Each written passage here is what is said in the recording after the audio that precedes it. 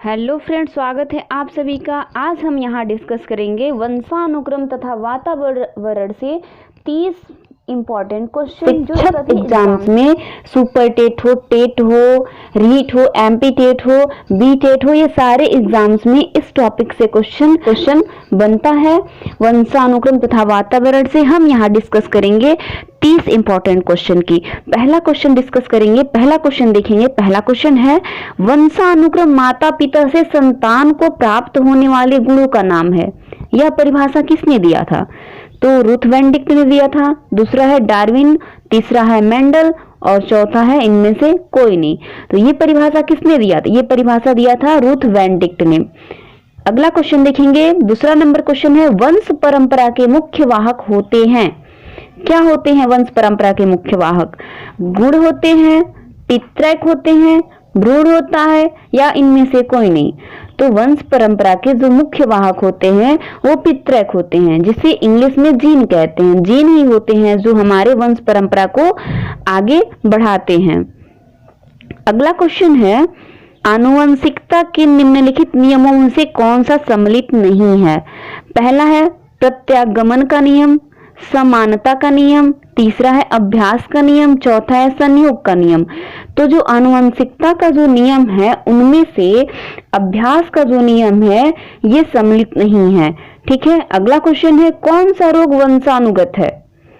वर्णांधता, haemophilia या ए या B दोनों या दोनों में से कोई नहीं? तो जो अंधता और हीमोफीलिया जो रोग है वो वंशानुगत रोग होता है। अगला क्वेश्चन देखेंगे, बालकों में वंशानुक्रम के कारण पाया जाता है। पहला है शारीरिक भिन्नता, दूसरा है शैक्षिक भिन्नता, तीसरा है आचरण की भिन्नता, चौथा है इनमें से कोई नहीं। यानी कि इनमें से चारों ऑप्शन में से कौन सा बालकों में वंशानुक्रम के कारण होता है? तो हम देखेंगे शारीरिक भिन्नता। हाँ, शारीरिक भिन्नता होती है वंशानुक्रम के कारण। शैक्षिक भिन्नता ये नहीं होती है। क्यों? क्योंकि हमारे शैक्षिक पे वंशानुक्रम का कोई प्रभाव नहीं पड़ता है। जैसा माहौल मिलेगा वैसा ही हमें शिक्षा मिलेगी। और आचरण की भिन्नता, इसका भी प्रभाव नहीं पड़ता है। और चौथा है कोई नहीं। तो ऑप्शन नंबर ए सही होगा। अगला क्वेश्चन है, बाह्य वातावरण के अंतर्गत निम्न में से कौन सी परिस्थिति आती है? तो बाह्य वातावरण के अंतर्गत सामाजिक, सांस्कृतिक और भौतिक, और चौथा है उपयुक्त। ये सभी जो होती हैं वो बाह्य वातावरण के अंतर्गत आती हैं। क्वेश्चन है 7 नंबर, शिक्षा मनोविज्ञान का केंद्र है। शिक्षा मनोविज्ञान का केंद्र क्या शिक्षक को माना जाता है, बालक को माना जाता है, शिक्षण विधि को माना जाता है या पाठ्यक्रम को माना जाता है? तो इसमें से ऑप्शन नंबर बी सही होगा। शिक्षा मनोविज्ञान का जो केंद्र होता है वो बालक होता है। 8 नंबर क्वेश्चन है, वंशागति की इकाई क्या है? गुणसूत्र है, जीनोटाइप है, फिनोटाइप है या जीन है? तो गुणसूत्र की इकाई को हम कहते हैं जीन। डी नंबर ऑप्शन सही होगा। 9 नंबर क्वेश्चन है, मेंडल से पूर्व प्रसंकरण पहला है, ऑप्शन पहला है प्रकृति में होता ही नहीं है। दूसरा ऑप्शन है प्रकृति में होता था, इसका ज्ञान नहीं था। तीसरा ऑप्शन है वैज्ञानिकों ने इसके प्रयोग किए लेकिन स्पष्ट निष्कर्ष नहीं निकाल गए थे। और चौथा ऑप्शन है कोई नहीं। तो इसका सटीक जो आंसर होगा तो ये होगा ऑप्शन नंबर सी, वैज्ञानिकों ने इसके प्रयोग किए लेकिन स्पष्ट निष्कर्ष नहीं निकाल गए थे। 10 नंबर क्वेश्चन है, भारत में प्रथम मनोवैज्ञानिक प्रयोगशाला की स्थापना की गई थी। कहाँ की गई थी? दिल्ली में, मुंबई में, कलकत्ता में या कोई नहीं? तो ऑप्शन नंबर होगा सी, भारत में प्रथम मनोवैज्ञानिक प्रयोगशाला का स्थापना कलकत्ता में हुई थी। 11 नंबर क्वेश्चन देखेंगे, बाल मनोविज्ञान में अध्ययन किया जाता है। बाल मनोविज्ञान में किसका अध्ययन किया जाता है? ऑप्शन नंबर है बालक के जन्म से लेकर प्रौढ़ावस्था तक। दूसरा ऑप्शन है बालक के जन्म से बाल्यावस्था तक। तीसरा ऑप्शन है बालक के जन्म से पूर्व गर्भावस्था से लेकर किशोरावस्था तक। और डी ऑप्शन है बालक के जन्म से शैशवावस्था तक। तो ऑप्शन नंबर सी सही होगा। बाल मनोविज्ञान में हम बालक के जन्म से पूर्व यानी गर्भावस्था से लेकर किशोरावस्था तक अध्ययन करते हैं बाल मनोविज्ञान में। 12 नंबर क्वेश्चन है, ग्रेगर जान मेंडल किसके लिए प्रसिद्ध है? क्या पेनिसिलिन की खोज के लिए प्रसिद्ध है, उत्परिवर्तन के लिए प्रसिद्ध है, या जीन की खोज के लिए प्रसिद्ध है, या आनुवंशिकी के लिए प्रसिद्ध है? तो ग्रेगर जान मेंडल जो है वो आनुवंशिकी के लिए प्रसिद्ध हैं। ऑप्शन नंबर डी सही होगा। नंबर क्वेश्चन है, हीमोफीलिया रोग की प्रथम पहचान की गई थी, यानी हीमोफीलिया रोग की सबसे पहले पहचान किसने की थी? एलिजाबेथ प्रथम ने किया था, या एलिजाबेथ द्वितीय ने, या महारानी विक्टोरिया ने, या क्यूरी ने किया था? तो किसने किया था हीमोफीलिया रोग की सबसे पहले पहचान की थी? महारानी विक्टोरिया ने। ऑप्शन नंबर सी सही होगा। 14 नंबर क्वेश्चन है, वर्णांधता का सबसे पहले उल्लेख किस सन में हुआ था?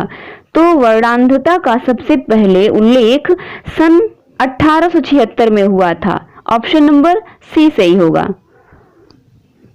15 नंबर क्वेश्चन है, वर्णांध रोग किस रंग में अंतर नहीं कर पाता है? तो क्या लाल और पीले रंग में अंतर नहीं कर पाते हैं? दूसरा है हरा और पीले रंग में नहीं कर पाते हैं। तीसरा है लाल और हरे में नहीं कर पाते हैं। और डी ऑप्शन है कोई नहीं। तो जो वर्णांध रोगी होते हैं वो लाल और पीले में अंतर नहीं कर पाते हैं। ऑप्शन नंबर ए सही होगा। क्वेश्चन नंबर 16 है, पाइशम सटाइवम किस मनोवैज्ञानिक का नाम है?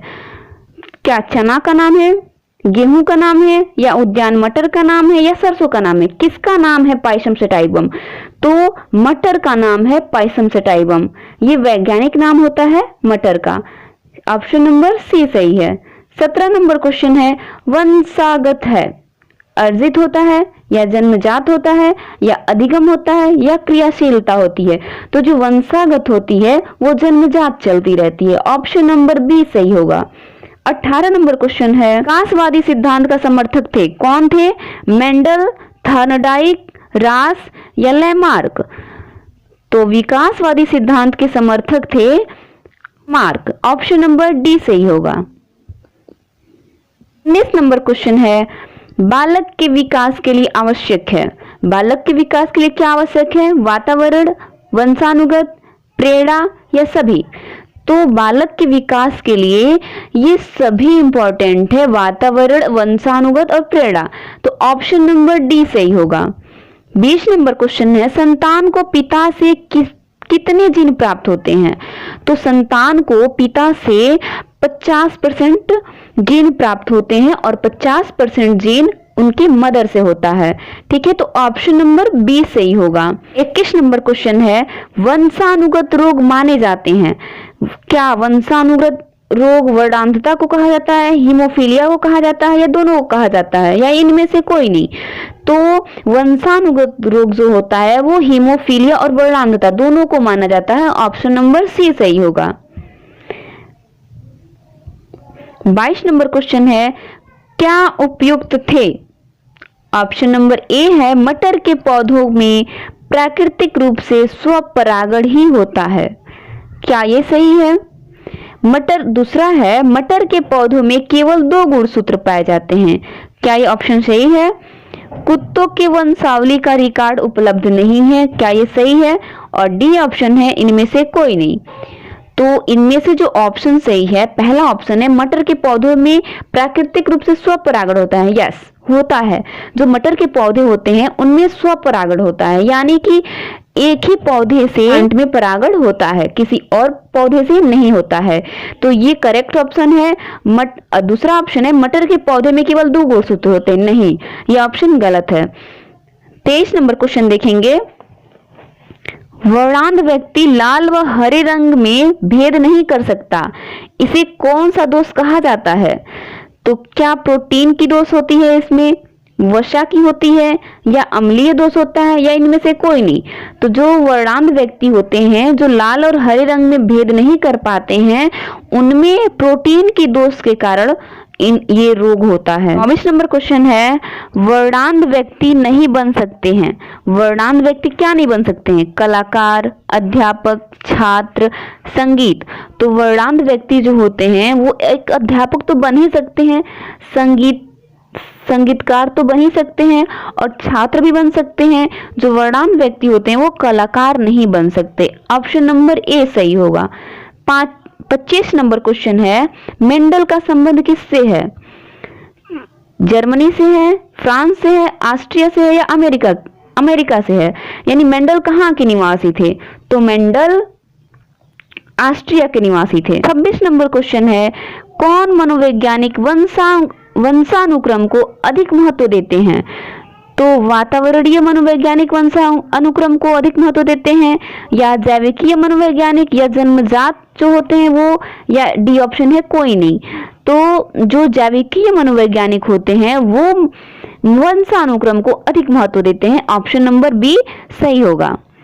27 नंबर क्वेश्चन है, व्यवहार के रचना तंत्र का निर्माण होता है।